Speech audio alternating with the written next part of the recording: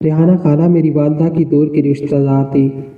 ان کی شادی اپنے ایک رشتہ دار سے ہو گئی جن کا نام سلیم احمد تھا۔ اچھا کما لیتے تھے۔ ریحانہ خالہ کے والدین وارثات میں ایک مکان چھوڑ گئے تھے اور یہ مکان ریحانہ کو مل گیا تھا۔ سلیم احمد کرائے کے گھر میں قیام پذیر تھے۔ مکان کا قبضہ حاصل کرتے ہی وہ اس میں شفٹ ہو گئے۔ سلیم احمد کو ترقی کرنے کا خیال تھا کہ وہ ہر وقت بیوی سے کہا کرتے تھے اگر میرے پاس کچھ سرمایہ ہوتا تو میں اپنے کاروبار کو بڑھا سکتا تھا۔ اس طرح ہم بہت خوشحال ہو جاتے۔ ریحانہ ان کو قناعت اور صبر کی تلقین کرتی۔ اللہ تعالیٰ نے ان کو اولاد کی نعمت سے محروم رکھا تھا۔ جب شادی کو 6 برس گزر گئے تو سلیم احمد نے ریحانہ سے کہا کہ اللہ نے اولاد سے انہیں نوازا نہیں نوازا تو کیوں نہ مکان بیچ دے۔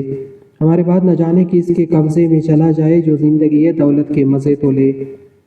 وہ چاہتے تھے کہ مکان کی رقم سے کاروبار کو عزت دے، پھر کار کوٹی بنانے کے لائق ہو جائیں گے، گھر بھی دوبارہ مل جائے گا۔ ریحانہ خالہ نے کہا ذاتی گھر ایک نعمت اور پرسکون ٹھکانہ ہوتا ہے۔ ایک گھر بنانے میں عمریں لگ جاتی ہے، بہتر ہے کہ اولاد کی تمنا کرے جو انسان کی زندگی کی اصل خوشی ہوتی ہے۔ اولاد تو ہو نہیں سکتی، سلیم احمد مایوسی سے جواب دیتے، تب ریحانہ خالہ کا دل بجھ کر رہ جاتا، کیونکہ ان کو اپنے شوہر سے بہت محبت تھی اور وہ خود کو بانجھ اور مجرم سمجھتی تھی۔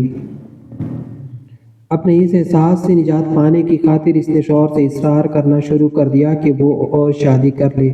دن رات کان قاضی بالآخر اپنے جیون ساتھی کو دوسری شادی پر مجبور کر دیا۔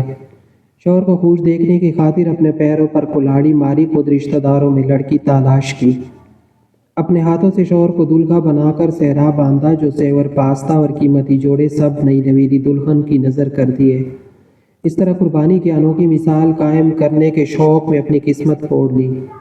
سوچا تھا سوتن کو سوگ دوں گی، بڑی بن کر رہوں گی اور حسن سلوک سے اس کو رام کر لوں گی، مگر سوتن پھر سوتن ہوتی ہے۔ ریحانہ خالہ کے لاکھ حسن سلوک نے بھی اس عورت کو رام نہ کیا اور ریحانہ خالہ کی گھر میں موجودگی اسے کھلنے لگی۔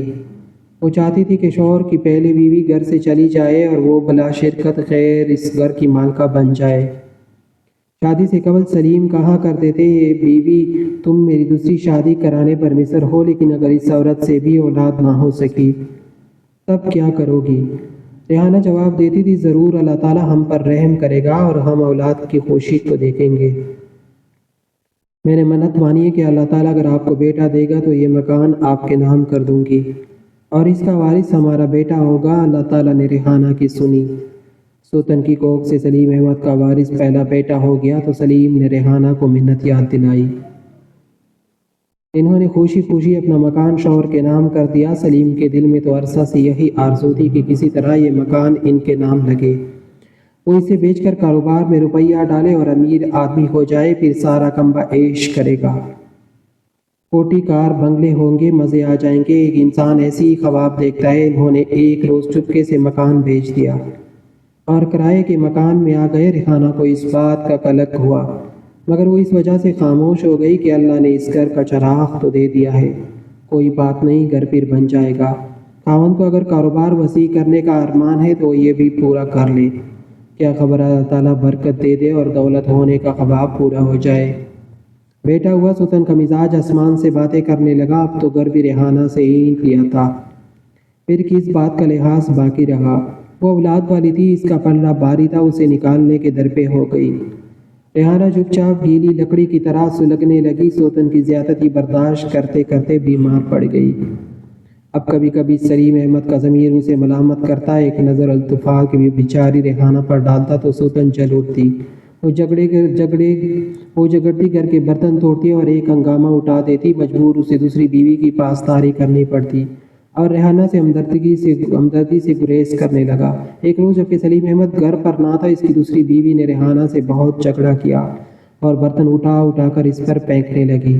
اس صورتحال سے گھبرا کر ریحانہ خالہ ہمارے گھر چلی آئی، کیونکہ ان کا ہمارے سوا کوئی نہ تھا۔ جبکہ سلیم احمد گھر آئے، نئی نویلی دلہن نے خوب ریحانہ کے خلاف، خالہ کے خلاف باتیں کر کے ان کے کان بھرے اور واضح الفاظ میں کہہ دیا کہ مجھے رکھو یا پھر پہلی بیوی کے ساتھ رہو۔ میں کہ چلی سلیم احمد کو اپنے بیٹے سے بہت پیار تھا، لہٰذا وہ اس دھمکی کو چپ چاپ سہ گئے اور ریحانہ کو تلاش کرنے کی بھی زحمت نہ کی کہ کہاں چلی گئی۔ کچھ دنوں بعد انہوں نے دور آبادی میں ایک مکان خرید لیا اور کرائے کا گھر چھوڑ کر چلے گئے، کسی کو نہ بتایا کہ کہاں گھر لیا ہے۔ 2 ماہ بعد خالہ ریحانہ نے گھر جانے کی خواہش کی۔ امی اور بھائی ان کے ساتھ گئے، مگر پڑوسیوں نے بتایا کہ وہ مکان چھوڑ کر چلے گئے اور جاتے ہوئے اپنے گھر کا پتہ بھی بتا کر نہیں گئے۔ یہ اپنا سا منہ لے کر واپس آ گئے۔ اب خالہ ریحان کہاں جاتی اس وقت کو کوسنے لیے جب گھر سے قدم نکالا تھا۔ شوہر کی بے اتفاقی کا دکھ ان کو کھانے لگا۔ ہمارے مکان سے متوسل ایک کوٹری تھی جس میں ایک چارپائی جتنی جگہ تھی۔ خالہ نے اس میں رہنا قبول کر لیا اور کوئی چارہ نہ تھا۔ محلے والوں کو ان کے حالات کا علم تھا، وہ ان کی ہر ممکن مدد کرتے تھے اور ان کی بچیاں بھی قرآن پاک پڑھنے ان کے پاس آیا کرتی تھی۔ یوں وہ زندگی کے دن گزرنے لگے۔ 14 برس انہوں نے صبر شکر سے گزار دیے اور کسی کو شکایت کا موقع نہ دیا۔ ایک دن ہم اسلام آباد گئے تو اچانک سلیم احمد بھائی مل گئے۔ انہوں نے بتایا کاروبار خوب چل نکلا تو وہ اب اسلام آباد میں شفٹ ہو گئے ہیں اور یہاں اپنا بنگلہ لیا ہے۔ وہ کافی امیر ہو گئے تھے۔ بھائی نے ریحانہ خالہ کے بارے میں دریافت کیا تو بولے کہ ان کی وفات ہو چکی ہے۔ یہ جواب سن کر ابو اور بھائی تو سکتے میں آ گئے۔ گھر آ کر خالہ کو بتایا کہ وہ بھی غمزدہ ہو گئی۔ پھر بولی اگر انہوں نے مجھے مرا ہوا سمجھ لیا ہے تو یہی صحیح، شاید کہ ان کی خوشی میرے مر جانے میں ہے۔ والدہ اور والد صاحب نے بھی بہت کہا کہ ہم آپ کو سلیم احمد کے گھر کے لیے چلتے ہیں، دیکھتے ہیں کیسے نہیں رکھتا، مگر ریحانہ خالہ نے جانے سے انکار کر دیا۔ بولے میں یہاں عزت سے زندگی کے دن گزار رہی ہوں، بس یہی ٹھیک ہے، میری غیرت اب ان کے ٹکڑوں پر پلنا گوارا نہ کرے گی۔ والد صاحب اور بھائی اسلام آباد سلیم صاحب کو سمجھانے گئے کہ تمہاری بیوی ہمارے گھر ہے، آ کر لے جائے۔ وہ بھی لے جانے پر راضی نہ ہوئے۔ بولے دوسری بیوی کو یہ بات گوارا نہیں ہوگی، وہ روٹ کر چلی جائے گی، وہ تو میرے 4 بچے دربدر ہو جائیں گے۔ اب میں نے ریحانہ کی جدائی سے سمجھوتا کر لیا ہے، میری پرسکون زندگی میں طوفان نہ لائے تو احسان مند رہوں گا۔ ریحانہ بی بی سے ہم کو کوئی تکلیف نہ تھی، وہ اپنی ذات کا خرچہ خود اٹھاتی تھی۔ قسمت کا لکھا سمجھ کر ہم نے ان کو رہنے دیا۔ وہ بچیوں کو سپارہ پڑھاتی، محنت مشقت سے روزی کماتی۔ ایک دن کسی نے بتایا کہ سلیم احمد فوت ہو گئے ہیں۔ ریحانہ خالہ سے والدہ نے ذکر کیا تو بہت غم کیا، یہاں تک کہ ذہن پر ایسا اثر ہوا بیٹھے بیٹھے اوٹ پٹانگ باتیں کرنے لگی۔ اب ان کا ذہنی توازن کچھ ٹھیک نہ رہا تھا۔ کہتی تھی وہ چلے گئے، اکیلے ہی مجھے ان کے پاس جانا ہے، یہاں رہ کر کیا کروں گی۔ ایک روز اچانک گھر سے نکل پڑی، اپنے لیے گلی کی نکڑ تک سبزی لینے گئی تھی، واپس نہ لوٹی۔ بہت تلاش کیا، نہ ملی۔ گمشدگی کے 3 ماہ بعد ایک دن بازار میں سڑک پر بھیک مانگتی نظر آئی۔ ان کی حالت دیکھ کر صدمہ ہوا۔ ہم نے پکڑ کر گاڑی میں بٹھایا، گھر لا کر امی نے نہلا دیا، صاف کپڑے پہنائے۔ کچھ روز بعد اپنے حواسوں میں آ گئی تو بتایا کہ مجھے کچھ لوگ پکڑ کر لے گئے تھے، نیند کی دوا کھلا کر سلا دیتے تھے، پھر سڑک پر بھیک منگوانے لگے، نگرانی کرتے تھے، شام کو بھیک کی رقم سمیٹ لیتے تھے۔ یہ گروہ ہے جس کا کام ہی ہم جیسے لاچار لوگوں سے بھیک منگوانا ہے۔ میری طرح اور لوگ بھی ان کے جنگل میں پھنسے ہیں، ان کو نشہ کی دوا کھلاتے ہیں۔ ہم ان کا بہت خیال رکھنے لگے۔ ان کی ذہنی حالت ٹھیک نہ رہتی تھی، نشے کی عادی ہو گئی تھی اور کبھی کبھی بہکی باتیں کرتی تھی اور یادداشت کھو جاتی تھی تو پہچانتی نہ تھی۔ ایک روز ذرا سی غفلت سے دروازہ کھلا رہ گیا تو نکل گئی اور غائب ہو گئی۔ بہت تلاش کیا، مزاروں مسجدوں چریسیوں کے اڈوں پر دیکھا، نہ ملی۔